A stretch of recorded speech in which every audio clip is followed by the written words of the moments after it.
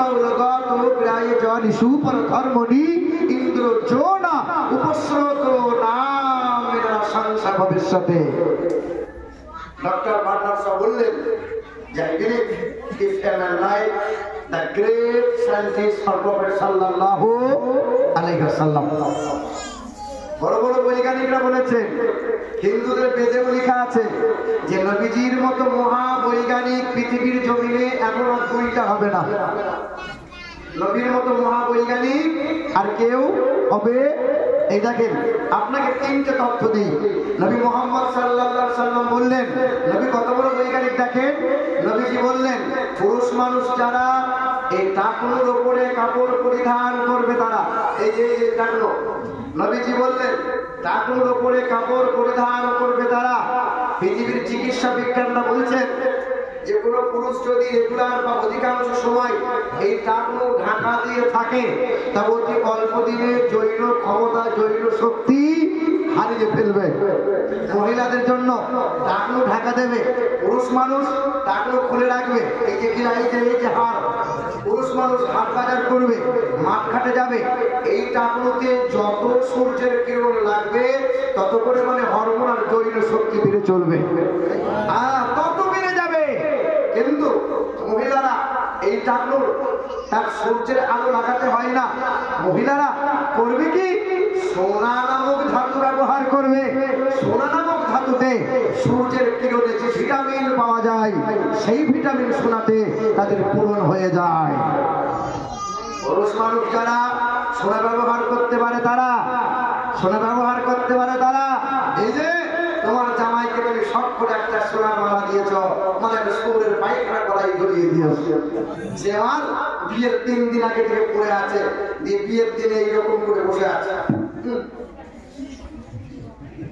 শাশুড়ি দেখে সর্বনাশ, পাহাড় নড়ে কিন্তু জামাই নড়ে না। এরকম করে জামাই নড়ে না, যে মুখের রুমাল কিন্তু সরাই রুমাল। হ্যাঁ সালাম দিয়ে আসসালামু আলাইকুম কি বলছেন বলেন, কিন্তু সোনার হার গলায় ঝুলছে আর মৌলভী সাহেব এসে বিয়ে পড়াচ্ছে।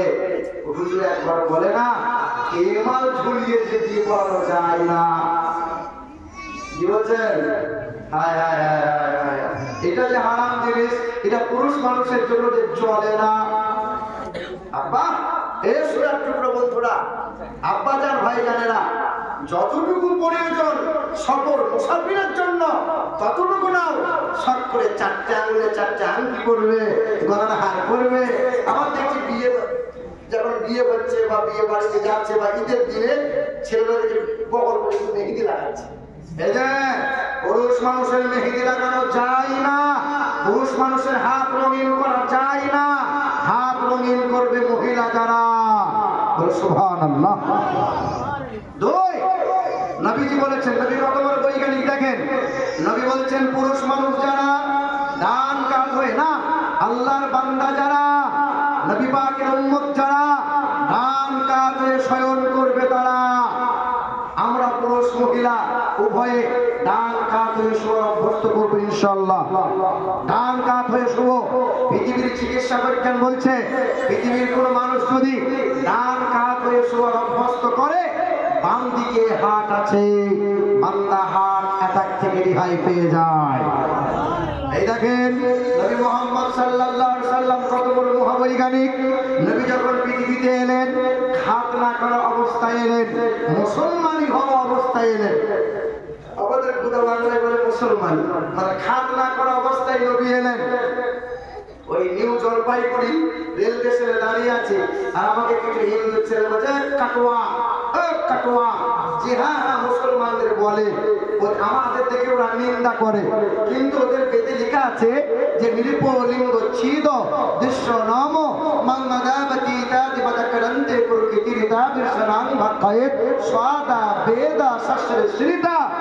যিনি খাতনা করা অবস্থায় লিঙ্গচ্ছেদ অবস্থায় পৃথিবীতে আসবেন তিনি হবেন জগৎগুরু কল্যাণকর্তা, নাম হবে মুহাম্মদুর রাসূলুল্লাহ। আমেরিকা দেশের বৈজ্ঞানিকরা 4 বছর রিসার্চ করে বলল, এ খ্রিস্টান ধর্মের পাদ্রী পুরোহিতরা তোমরা শিশুকালে বাচ্চাদের খাতনা করে দাও। বলে কেন? বলে মুসলমানদের নবী নবী মুহাম্মদ সাল্লাল্লাহু আলাইহি সাল্লাম তার উম্মতরা শিশুকালে বাচ্চাদের খাতনা করায়, ছেলেরা মেয়েরা উভয়ে বিশ্বাস করে পানি নেয়। তাই তো মুসলমানদের লজ্জা স্তরে 4টে রোগ হয় না। কত রোগ হয় না? বিশ্বাস করে পানি নেয় আর শিশুকালে বাচ্চাদের সময় মতো খাতনা করিয়ে দেয়। 4টে রোগ হয় না। ডাক্তারবাবু বসে আছেন, এক হলো গনোরিয়া, এক হলো সিফিলিস, এক হলো ক্যান্সার, এক হলো এইডস। জি হ্যাঁ, আল্লাহ পাক দয়ার নবীকে পাঠিয়েছেন বিশ্বের মহাবৈজ্ঞানিক করে। জোরে বলো সুবহানাল্লাহ। বাবাজিরা, ভাইরা আমার, শোনার টুকরো বন্ধুরা, আমার সবই মানুষেরা, এই অত্যাচার আল্লাহ পাক বলছেন ওয়া ইন্নাকা লাআলা খুলুকিন আযীম। সর্বদিক দিয়ে আলা ওয়া আযীম করে বানাইলাম যারে, নবী মুহাম্মদ